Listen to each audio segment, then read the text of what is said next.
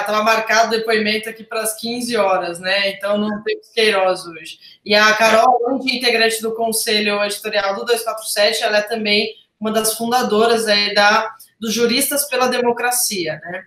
Então vou passar aqui, me despedir do Mauro também, e passar aqui a bola para a Carol comentar essas repercussões da decisão do Marco Aurélio. Paz e bem, gente. Boa conversa. Tchau.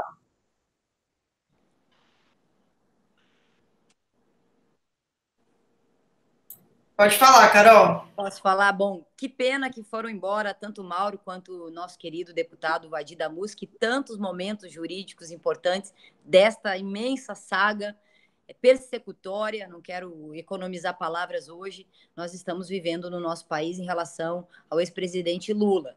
É impressionante, Gisele, que eu estava aqui fazendo as minhas coisas e nesse momento ouvi a Globo News, que nem sempre é uma coisa muito agradável nesses tempos atuais, mas eu quis ligar de propósito, porque eu já estava vendo a repercussão e pude ver ao vivo, comprovar ao vivo a surpresa com que os jornalistas recebem essa notícia e não sabem como se posicionar, porque parecem que todos têm que ter uma mesma posição, uma posição unânime de rejeitar completamente o que nós temos que rejeitar, o que eles têm que rejeitar. Eles têm que rejeitar uma decisão, né, que protege direitos, uma decisão que protege direitos de milhares de pessoas, né? Então, é impressionante que nós estejamos vivendo um momento em que rejeitar direitos, em que descuidar de direitos, em que não respeitar direitos passa a ser algo quase que unânime, inclusive pelo jornalismo, pelo senso comum jornalístico das grandes redes de televisão, né, da mídia hegemônica. Coisa impressionante, que é uma decisão de proteção. Em primeiro lugar, é preciso dizer isso, de proteção da Constituição, mas, sobretudo, a Constituição protegendo direitos e a presunção de inocência, quer dizer, a possibilidade de não culpabilidade, e mesmo assim parece que desagradou geral aí na mídia hegemônica. E você fala da crítica a uma decisão que fere direitos, e a gente acabou de passar por uma data muito simbólica, muito emblemática, que foram 70 anos da Declaração Universal dos Direitos Humanos, né? Como é que você avalia as instituições nesse momento em que um defensor de direitos humanos é visto como um defensor de bandidos, né? Houve uma grande deturpação aí do termo direitos humanos, a gente está tendo que reexplicar isso para todo mundo, né? Não que a gente seja dono da razão de nada, mas a questão é que houve muita deturpação sobre isso, né? Você fundou, junto com outros juristas, uma associação chamada Juristas pela Democracia, que também vai nessa linha, né, de defesa das garantias dos direitos, né? Pois é, veja, todos os aniversários nós costumamos comemorar, né? Nesse caso, aniversário dos 70 anos de uma declaração que tantas coisas pautou, né? Quer dizer, o mundo, uma tentativa de paz no mundo, uma tentativa de consenso universal pautado pelos direitos humanos, que obviamente tem toda uma leitura crítica que se pode fazer disso, quer dizer, a preferência por direitos de liberdade em relação aos direitos sociais, econômicos e culturais, tem toda uma leitura crítica que se pode fazer da declaração. Mas, sem dúvida nenhuma, é um marco de consolidação de uma consciência universal em matéria de direitos humanos. Quer dizer, o mundo pode funcionar, a economia internacional pode funcionar, mas não pode deixar de resguardar e de proteger certos direitos humanos que são mínimos, existenciais em todo o mundo, né? Cada país protege de uma forma, cada constituição acolhe essas tradições pactuais, convencionais de uma forma, mas nenhum país, até hoje, teve essa sinceridade, né, de certa forma cínica, de dizer que vai regredir em direitos com um certo orgulho, né? Nós estamos vivendo uma situação aqui no Brasil em que o orgulho do novo governo é dizer que não respeitará direitos humanos.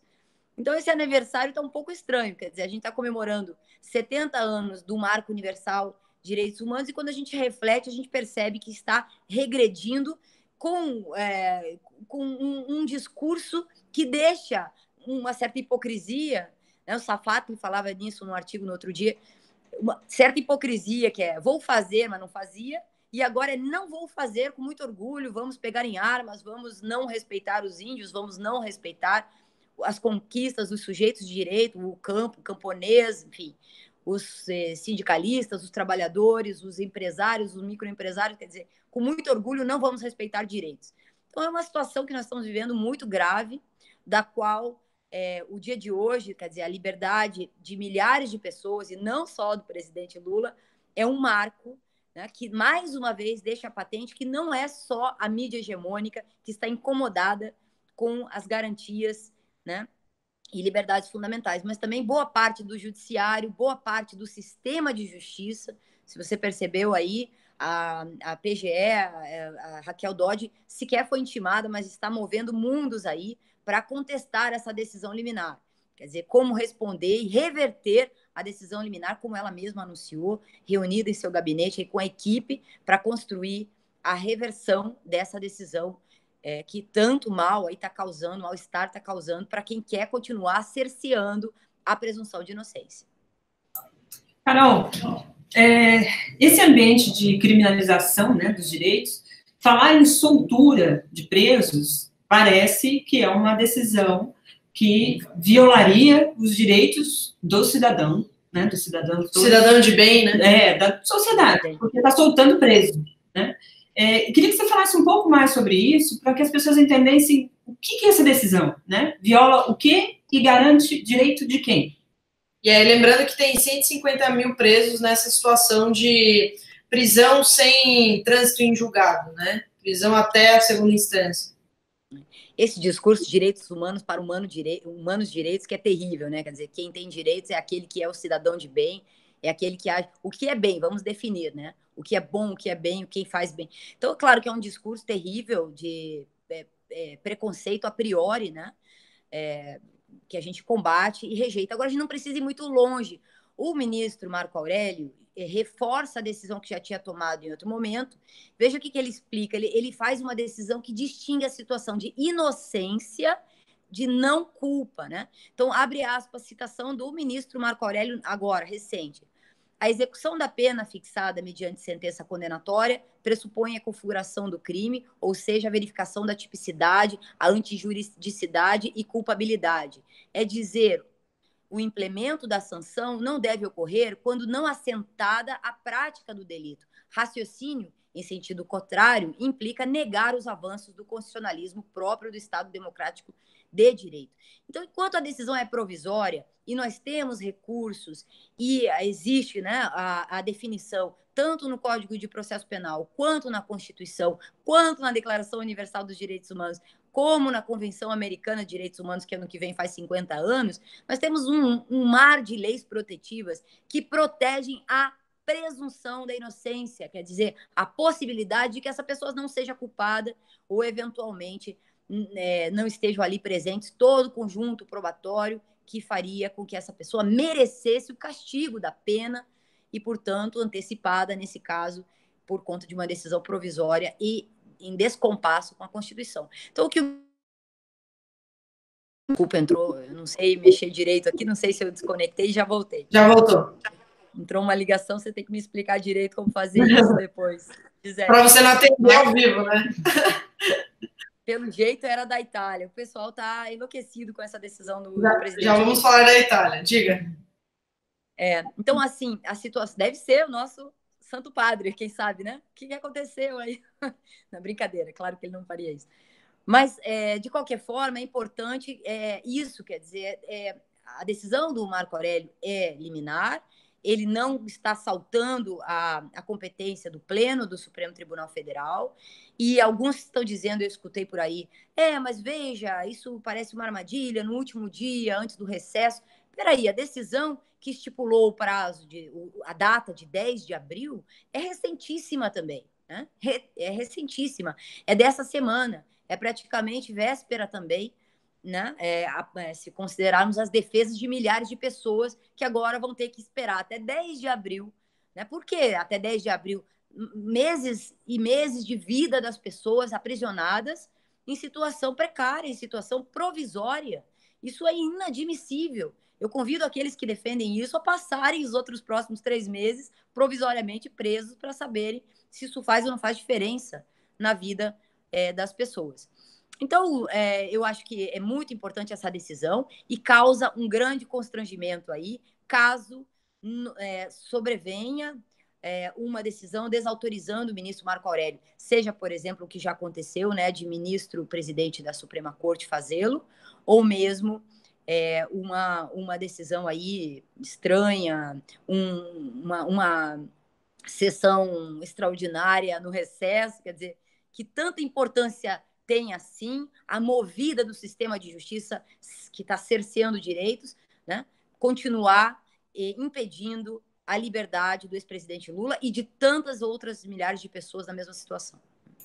Carol, preciso aproveitar a sua presença aqui, claro, para falar do encontro recente que você teve com o Papa Francisco, né? Você foi recebida por ele pela segunda vez, e dessa vez você, junto com outro advogado argentino, né, e junto com o Chico Buarque também, entregou um documento sobre lawfare. O que as pessoas estão empolvorosas para saber é qual a reação do Papa Francisco ao receber vocês e ao receber essa documentação. Queria que você falasse desse encontro, o que vocês conversaram sobre a política do Brasil, qual foi a preocupação dele, que ele já deu sinais, né, em homilias aí sobre uma interpretação que ele tem de perseguição, né? Ele só não fala o nome do Lula, mas a gente entendeu o recado, mas é isso mesmo? Sim, bom, nós deixamos 3 cópias no Vaticano, né? As cópias no sentido de provocar a possibilidade de uma interlocução, né? Cópias de estudo, quer dizer, tem relatórios preparados para tentar demonstrar que algo não vai bem no sentido da judicialização em alguns países, em particular a Argentina, Equador e Brasil, né? A similitude dos procedimentos de persecução penal e combate à corrupção. Nós levamos documentos, portanto, recentes e muito bem fundamentados a respeito desses processos muito similares.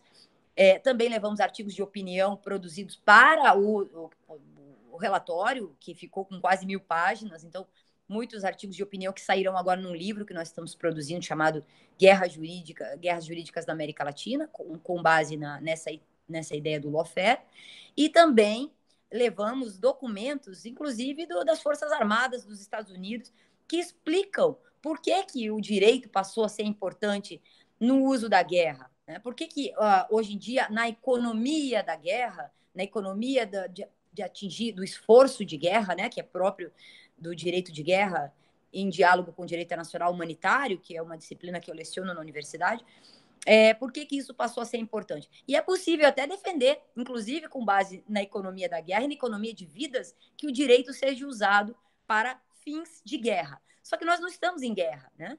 Então a gente começa a perceber que algo muito estranho está acontecendo. Alguns autores russos, chineses, têm contribuído com esse debate. A ideia de guerras híbridas que tem acontecido, a hipótese deles é o que tem acontecido no Oriente Médio, as primaveras árabes, as revoluções brandas, né, a troca de regimes sem pegarem armas. Então, será que isso está acontecendo no Brasil? Será que isso está acontecendo na América Latina? Será que nós estamos tendo trocas de regimes sem pegarem armas? Então, se a gente lembrar o país antes de 2016, sem entrar no mérito da vontade ou da preferência política de quem quer que seja, né?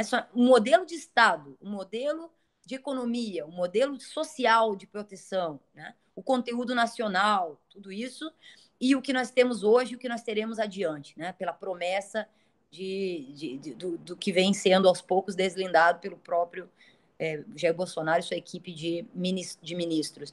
Então, há uma troca, sem dúvida nenhuma, completa da maior parte dos setores do que vinha sendo o Brasil antes de 2016 e agora adiante. Então, isso no Brasil, na Argentina eles identificam vários fenômenos também, no Equador a mesma coisa, e em outros países também. Sobretudo, violação e criminalização de defensores de direitos humanos, e defensores políticos e defensores sociais e ambientais.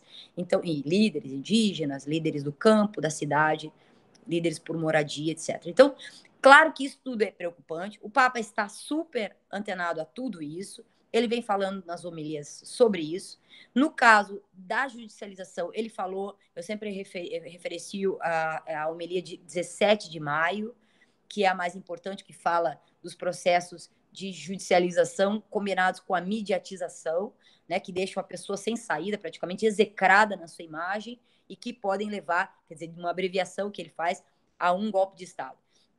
Nas palavras dele, né? Então, claro, ele está atento, ele não falou nada, ele não conhece o material, nós levamos a ele, eu não sei qual é a opinião dele sobre o que nós informamos, né? E talvez, como líder político e chefe de Estado, ele nada possa dizer a respeito disso. Mas é, obviamente, alguém que, dentro do conjunto hoje de lideranças políticas com rango mundial, com capacidade de dizer ao mundo, ele é um dos principais que tem sensibilidade em direitos humanos, isso não há dúvida nenhuma, né? Sejamos ou não sejamos cristãos, ou de qualquer matriz religiosa, com a espiritualidade que nos compõe. Isso é possível de identificar e honestamente admitir. Então é isso, quer dizer, ele abre esse espaço e nós somos bastante responsáveis, fomos bastante responsáveis ao afirmar e ao sugerir e ao enfim, contar com o apoio dele, né? Com muita responsabilidade, porque a gente sabe que é muito triste o que está acontecendo no nosso país. E ninguém é contra o combate à corrupção, de modo que a corrupção tem que ser usada para aquilo que... o combate à corrupção tem que ser usado para o seu fim, que é combater os processos, né? Mas não eventualmente fazer em desfavor da própria economia do Estado ou em desfavor de pessoas, de direitos individuais. Isso é inadmissível. Menos ainda quando isso significa questões mais complicadas como bloqueio democrático, perseguição a líderes que podem eventualmente significar uma comoção nacional, como foi no caso do Lula, isso é evidente, né? Impossibilidade de disputar as eleições, isso é uma fratura que o Brasil vai ter que trabalhar ao longo da sua história. Não tem como sanar de uma hora para outra, né? Você falou, né, muito interessante ouvir o seu relato, né, sobre o encontro em si, sobre esse perfil do Papa Francisco, né, que a história dele conta isso, né, que ele é o mais preocupado com essas questões, né, a história dele, por exemplo, na ditadura argentina, e também nos gestos, né, quando ele foi escolhido, desde o desapego material a várias decisões que são pequenos detalhes, assim, que já causou uma comoção ali na Igreja Católica. Tanto que ele tem uma rejeição grande dentro da Igreja Católica, né? Ele provoca ali uma oposição, digamos assim. Eu queria te trazer uma pergunta. Quando eu divulguei a entrevista, chegaram algumas perguntas e uma delas foi do Irlan Iglesias. Ele pergunta como o Papa vai ajudar o Lula a sair da prisão e quando o Papa vai visitar o Lula. Então, você falou aqui um pouco sobre a dificuldade de se manifestar claramente sobre esse assunto, né, citando o nome do Lula, pela posição que ele ocupa, né? Também um chefe de Estado, um chefe religioso, e aí fica aquela aflição das pessoas de o que o Papa pode fazer praticamente para ajudar o Lula a sair da prisão. Na verdade, isso é muito subjetivo, né? Você concorda com isso? Que é uma mensagem de apoio, mas que isso não é nada relacionado a uma execução, né? E também sobre a visita, o que você acha? Você acha que existe alguma possibilidade do Papa vir até o Brasil? Eu não sei com relação à agenda do Papa, não posso dizer, não sei. Mas o que eu acho que está ao nosso alcance no momento em que ele permite uma audiência com ele, permite ser fotografado, permite ser visto diante de uma delegação com tais e quais pessoas que representam tais e quais ansiedades. Da outra vez nós participamos da audiência junto à mãe da Marielle, a dona Marinette, né? Esteve comigo. Então, claro que isso sinaliza que ele está consciente a respeito, né? Não só da morte da Marielle, como dessa situação gravíssima, né, da violação de direitos de líderes. Nesse caso a liderança dela é ampla, não só líder político, social, a questão das mulheres, a questão da negritude, tudo isso. Então, eu acho que no momento em que ele concede audiência, concede ouvidos a causas, ele já está dando uma demonstração de preocupação. Quando ele se pronuncia, e ele se pronunciou novamente, desta vez reafirmando que ele percebe o processo de judicialização e essa questão da mediatização. E ele falou também da presunção de inocência. Ele disse da última vez, falou, é incrível que hoje em dia é preciso provar a inversão do ônus da prova, né? É preciso comprovar que se é inocente. Né? Não são os outros que têm que provar que você tem culpa, é você que tem que provar que é inocente. Então, essa situação de pronúncia do Papa, de recebimento de determinados atores de cada um dos países demonstra muita coisa. Ele não pode falar porque, naturalmente, um chefe de Estado não fala e não tem uma ingerência na política, muito menos na política carcerária de outro país. Ele não pode, vindo aqui sequer, conseguir a liberdade do ex-presidente. O ambiente no Brasil, para um defensor de direitos humanos e um líder como ele, não é dos melhores. Eu não sei se ele seria recebido aqui com festa como em outro momento, né? Então, assim, hoje nós vivemos o país está, na minha avaliação, há muita coisa que não foi bem contada a respeito do processo de combate à corrupção. Eu sou de Curitiba, lá a forma como o combate da Operação Lava Jato tem sido feita é algo que não se pode tocar, não se pode falar, não se pode discutir. O juiz Sérgio Moro foi elevado à categoria de herói. Será mesmo que é assim que se combate a corrupção? Eu acho que aos poucos nós vamos perceber. As empresas nacionais foram muito lesadas. A quantidade de empregos produzidos pela Operação Lava Jato precisa ser investigada. Nós já temos um exemplo aí, que é uma pesquisa inicial da FGV, que deve ser aprofundada. Quer dizer, quais os danos dessa operação em comparação à recuperação de ativos, em comparação ao seletivismo político que a operação acabou necessariamente gerando. Porque o caso do ex-presidente Lula, pelo menos o caso do Triplex, é uma saga, assim, terrível. Quem defende garantias jurídicas e penais não tem como, tecnicamente, defender a conduta do juiz Sérgio Moro. Principalmente, vamos dizer, naquele dia 8 de julho, e depois aquela situação bastante incômoda a todos nós, de perceber que ele já conversava sobre a possibilidade de assumir o cargo, né? Enquanto ainda acontecia o pleito eleitoral, enquanto ainda as candidaturas estavam mais ou menos se assentando, né, quando havia a substituição do ex-presidente Lula por impedimento da justiça de não poder concorrer, a substituição estava acontecendo, uma delação autorizada de um desafeto aí do PT, uma situação estranhíssima, que foi aquela delação do Palocci, no momento em que a campanha acontecia. Quer dizer, isso tudo, para quem não gosta do PT, quem não gosta do Lula, pode assumir isso, dizer, mas tudo bem, é assim mesmo, ainda bem que aconteceu isso, etc. Mas do ponto de vista jurídico, com o mínimo de esforço, é possível perceber que não é assim que se faz as coisas, né? Então não precisa ir muito longe, não precisa. Hoje em dia todo mundo já sabe bastante de garantias jurídicas, aprendemos infelizmente, com a violação das garantias. Então a sensação, a ideia de justo processo, ela está muito popularizada e é difícil enganar todo mundo, né? E o combate à corrupção é algo que é muito triste que aconteça, porque aconteça dessa forma, porque está baseado na boa-fé das pessoas que querem ver um país melhor, querem ver um país livre da corrupção. Então, apoiado nessa expectativa popular que é legítima, que é de todos nós, cria-se uma operação, que é esta operação, e que gerou graves problemas ao país, está gerando. Então, com isso eu digo, a saída do presidente Lula poderia diminuir um pouco os problemas em relação à imagem do judiciário, em relação à imagem deste processo especificamente, que já não se sustenta mais, né? E do Supremo Tribunal, das omissões, dessa situação, né, incompreensível, né, de manutenção das injustiças no tempo, né? Não é possível mais. Então, o ministro Marco Aurélio, na minha opinião, como membro aí da BJD, está de parabéns e é um alento para todos nós terminar o ano assim.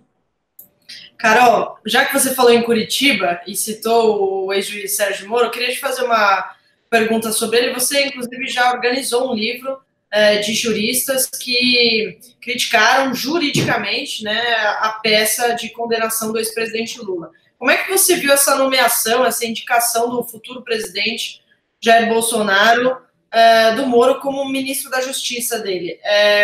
Não sei se você teve uma impressão parecida com a minha, mas eu achava que ele não ia aceitar, até porque eu achei que era descarado demais, né, essa manifestação política, mas ele realmente aceitou o convite. Qual foi sua impressão quando você viu essa formação do governo Bolsonaro, incluindo o Sérgio Moro, depois de uma campanha em que ele divulgou parte da delação do Palocci, né, ou seja, participou ali também da campanha.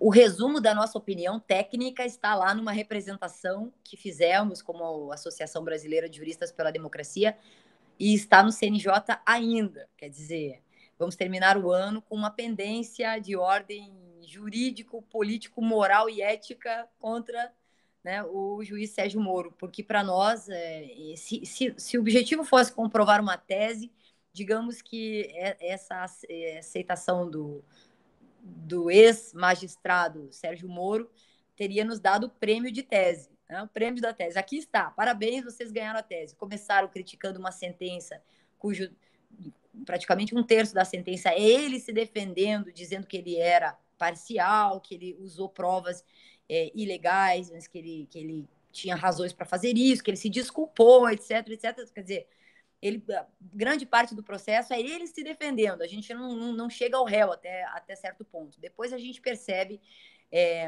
uma defesa na necessidade de usar um direito processual penal ampliado para combate à corrupção sistêmica. E aqui eu queria me descolar um pouco do caso do Lula, porque, bom, para nós, em resumo, essa decisão do juiz Sérgio Moro o expõe completamente. Eu acho que talvez, não sei por que ele aceitou isso, o que respalda essa decisão, como ele se sente forte diante disso, mas é um descrédito completo. Para os outros sistemas jurídicos, era o que comprovou definitivamente a parcialidade do juiz. Mas, pensando um pouco, deixando de lado o caso Lula e especificamente o protagonismo desse ator do sistema de justiça, essa ideia de combate à corrupção sistêmica apoiada, né, do ponto de vista internacional, na ideia de um combate a um crime de maiores proporções, que deve ser feito com todo tipo de legislação possível, inclusive, eventualmente, excepcionando a lei, porque, afinal de contas, a corrupção ela é encoberta, ela é secreta, ela é muito difícil de... Esse tipo de raciocínio é grave e é muito perigoso, porque leva, finalmente, a atos de exceção dentro da democracia. Alguns defendem que é diretamente um novo tipo de estado de exceção. Por que eu estou dizendo isso? Porque, veja, perdi você, não sei se ainda estamos aí. Contra a Petrobras, né, os acionistas, pelas informações que nós temos, de outros países, já ingressaram com ações milionárias. O valor da indenização até o momento é de 10 bilhões de reais de indenização para as pessoas que se sentem lesadas, né, pela corrupção da Petrobras. Se isso é assim, né, nós temos aí uma ideia de que isso é um crime transnacional, que não encontra limites, né, que precisa ser combatido com todo tipo de ferramenta, e nós estamos, portanto, trabalhando com a extensão da legalidade, com uma legalidade ampliada, ou com a suspensão da legalidade. Isso são atos de exceção. Então, isso é muito grave. Os penalistas mais reputados do país têm dito isso. Nós temos aí Pedro Juarez Tavares, nós temos... Desculpa. Sem problema. E eu não sei como encerrar, e é da BJD, devem estar querendo finalizar uma nota de apoio. Quando você terminar essa sua fala, eu te libero aí para você atender o pessoal. Tá bom. Então é isso, quer dizer, nós estamos, Gisele, vivendo um momento muito perigoso no Brasil. Nós temos que fazer uma reflexão. O que é que nós queremos, né? Nós queremos regredir né, regredir também nas garantias, regredir no Estado Democrático de Direito, já estamos fazendo isso, né? Então, eu acho que a âncora desse momento do sistema de justiça tem sido alguns atores. O Marco Aurélio hoje demonstra com profunda emoção, é importante ler a decisão dele, que ele se sente cumprindo o dever que lhe corresponde. Né? Quer dizer, o dever de protetor da Constituição Federal, o dever do protetor do princípio da presunção de inocência, que é ditado constitucional. Então, é bonito ver o voto dele. Eu acho que a gente não tem que ficar se pautando apenas por notícias de jornal. A gente tem que, eu acho que todo brasileiro, toda brasileira deve ir lá olhar na Constituição e ler o voto, que dada a dificuldade da linguagem, do jargão jurídico, que é sempre muito complexo, as frases do ministro demonstram a simplicidade com que ele está agindo, cumprindo apenas e tão somente a nossa Constituição, que é a nossa Carta Maior. Então, isso restitui a nossa dignidade constitucional, isso restitui a nossa dignidade democrática, e chega, vamos ter que afastar de uma vez por todas essa sombra de excepcionalidade e essa vontade punitivista de fazer o mal, realmente, de fazer o mal democrático. Acho que é uma grande decisão, tem que ser comemorada, e se ela for descumprida, nós vamos acumular aí mais um ato excepcional, mais uma vergonha, um vexame para o nosso momento histórico tão duro, tão triste que nós estamos vivendo. E bem na linha do que você falou, Carol, o próprio ministro Marco Aurélio disse o seguinte a um jornalista da Globo, Valdo Cruz, do G1. Ele disse: se o Supremo ainda for o Supremo, minha decisão tem que ser obedecida, a não ser que seja cassada. E aí ele foi perguntado se algum juiz pode não acatar a decisão, né, simplesmente. Aí ele disse: vai ser um teste para a nossa democracia, para ver se as nossas instituições ainda são respeitadas. É isso, exatamente, não preciso acrescentar mais nada.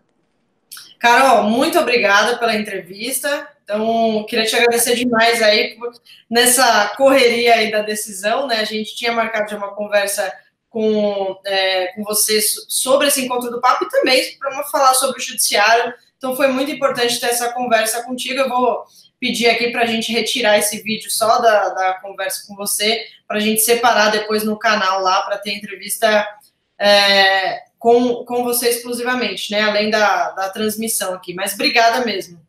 Obrigada a você, Gisele. Um grande abraço a todos aí. Beijo, tchau, tchau.